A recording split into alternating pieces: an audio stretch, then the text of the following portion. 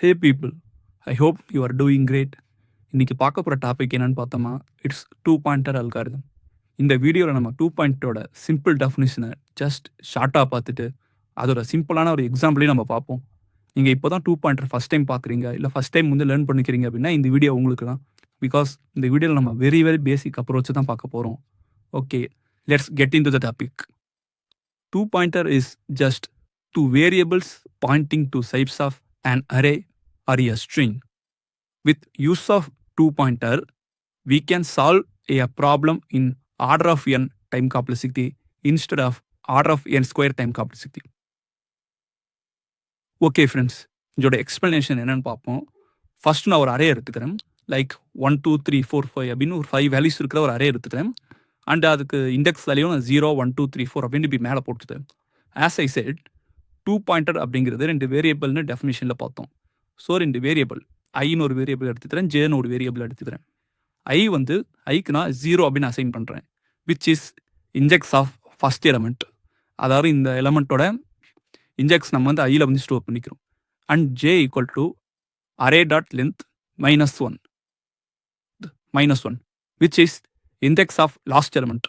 உங்களுக்கு இது புரியும் நினைக்கிறேன். அரே டாட் லென்த் வந்து அந்த லென்த்தை ரிட்டர்ன் பண்ணணும், நமக்கு -1 போட்டு அந்த லாஸ்ட் இன்டெக்ஸ் கிடச்சிடும்.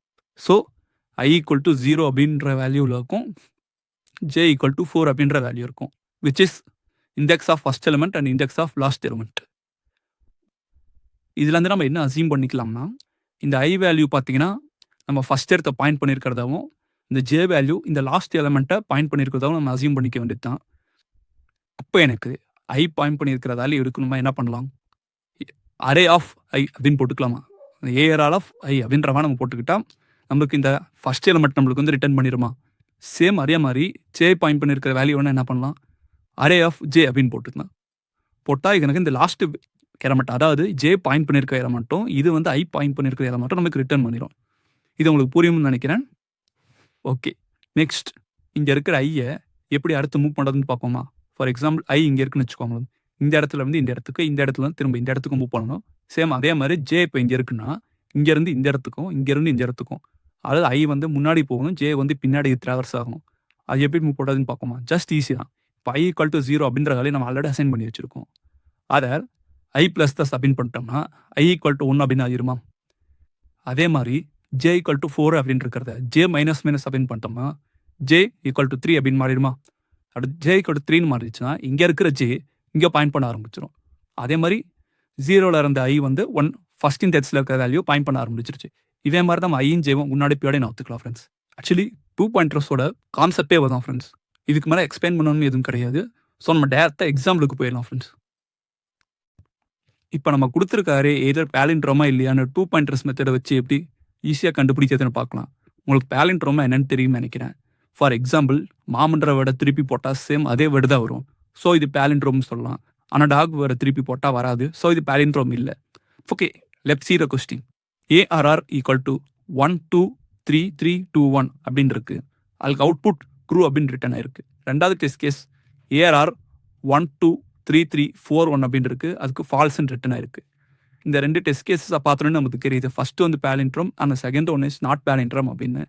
இதை நம்ம எப்படி சொல்யூஷன் போடலாம் அப்படின்னு சொல்லி பார்ப்போம். இதில் ஃபர்ஸ்ட் அரேவே எடுத்துப்போம். I equal to 0 which is first element and J equal to array dot length -1 which is last element. நம்ம இந்த மாதிரி பாயிண்ட் பண்ணுற மாதிரி வச்சுக்கோ. தென் நம்ம இப்போ என்ன பண்ண போகிறோம் அப்படின்னு பார்த்தீங்கன்னா, இந்த ஐ பாயிண்ட் பண்ணியிருக்கிற வேல்யூவும் ஜே பாயிண்ட் பண்ணியிருக்கிற வேல்யூ, அதாவது first element and last element ஈக்குவலாக இருந்துச்சுன்னா, உங்களுக்கு சொல்கிறது புரியும் நினைக்கிறேன். இப்போ பார்த்தீங்கன்னா இந்த ஐ வேல்யூ இந்த இடத்துல இருக்குது, ஜே வேல்யூ லாஸ்ட்டில் இருக்குது. இப்போ இது ரெண்டுமே ஈக்குவலாக இருந்திருக்கான்னு ஃபஸ்ட்டு செக் பண்ணுவோம்.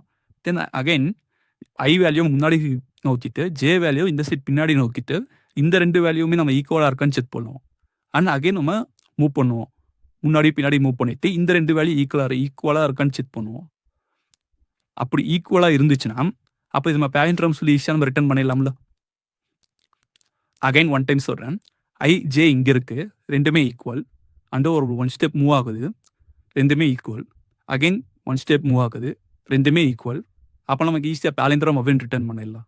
ஃபார் எக்ஸாம்பிளுக்கு இப்போ செகண்ட் டெஸ்ட் கேஸ் எடுத்துப்போம். ஐ இங்கே இருக்குது, ஐ ஜே இந்த இடத்துல இருக்குது, ரெண்டுமே ஈக்குவலாக இருக்குது.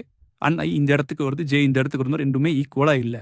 அப்போ நம்ம டேரெக்டாக ஃபால்ஸ் அப்படின்ற வேல்யூ ரிட்டர்ன் பண்ணிடலாம். இதுக்கு நம்ம எப்படி இப்போ கண்டிஷன் எழுதலாம் அப்படின்னு பார்த்தீங்கன்னா, if A R R of I not equal to A R R of ஜேவா அப்படின்னு பார்த்துட்டு ரெண்டுமே ஈக்குவல்ட்டா இல்லையா, ஈக்குவலாக இல்லையான்னு பார்க்குறோம். இப்போ ரெண்டு வேல்யூமே ஈக்குவலாக இல்லையான்னு பார்க்குறோம். அப்படி ஈக்குவலாக இல்லைன்னா நம்ம டேரெக்டாக ரிட்டர்ன் ஃபால்ஸ் அப்படின்னு கொடுத்துலாம்ல. ஏன்னா ரெண்டுமே இப்போ ஈக்குவலாக இல்லை. நம்ம ஃபஸ்ட்லேருந்து இந்த இடத்துலேருந்து செக் பண்ணிக்கிட்டே வரும். இப்போ நடுவில் ஃபஸ்ட்டுமே லாஸ்ட்டும் ஈக்குவலாக இல்லை அப்படின்னா இப்போ அது திருப்பி போட்டால் கூட என்னோட கண்ட வேல்யூ வராது அப்படின்னு தானே அர்த்தம். அப்போ நான் டேரெக்டாக ரிட்டர்ன் ஃபால்ஸ் அப்படின்னு கொடுத்துட்றேன். இப்போ இந்த கண்டிஷன் ஒர்க் ஆகலை அப்படின்ற பட்சத்தில் நம்ம அடுத்து மூவ் பண்ணணும்ல. அப்போ I plus plus J minus minus. இப்போ இது எப்படி ஒர்க் ஆகுதுன்னு ஒரு டைம் பார்த்துடலாமா? ஃபஸ்ட்டு ஜே 0 பாயிண்ட் பண்ணிக்கலாம். சாரி, ஐ 0 பாயிண்ட் பண்ணிக்கலாம். ஜேவை வந்து லாஸ்ட் எலிமெண்ட்டில் பாயிண்ட் பண்ணிக்கலாம். ஓகே, இப்போ நம்ம செக் பண்ணி பார்ப்போம்.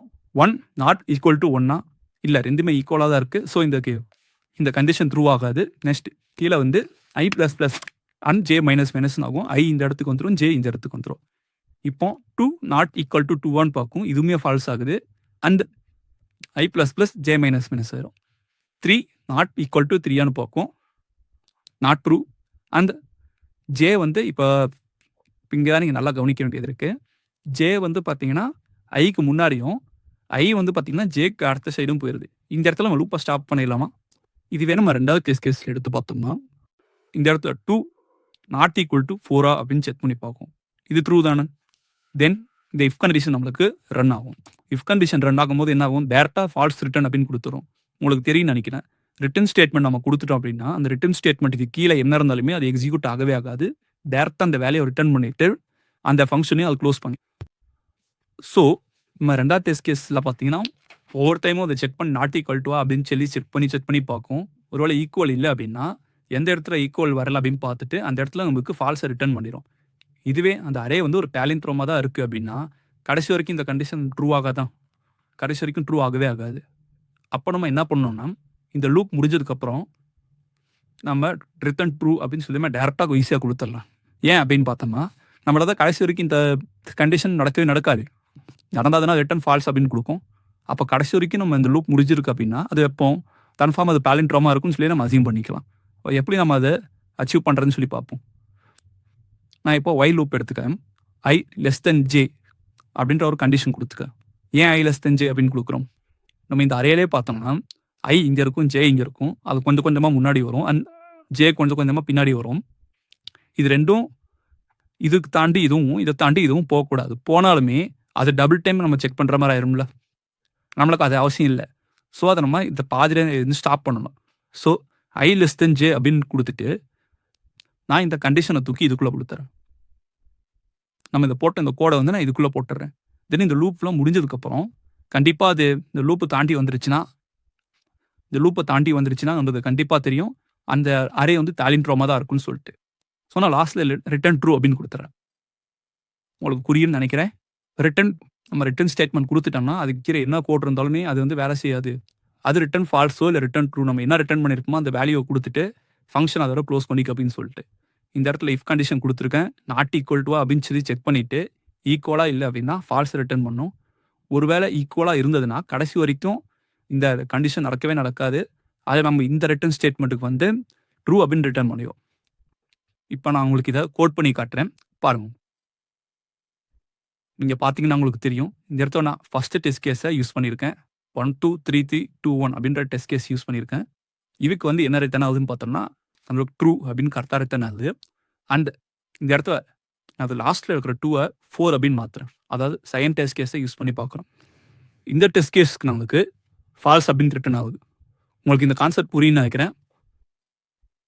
உங்களுக்கு இந்த வீடியோ பிடிச்சிருந்தா லைக் பண்ணுங்கள், கமெண்ட் பண்ணுங்கள், சப்ஸ்கிரைப் பண்ணுங்கள் அண்ட் மறக்காமல் இந்த வீடியோவை உங்கள் ஃப்ரெண்ட்ஸுக்கும் ஷேர் பண்ணுங்கள்.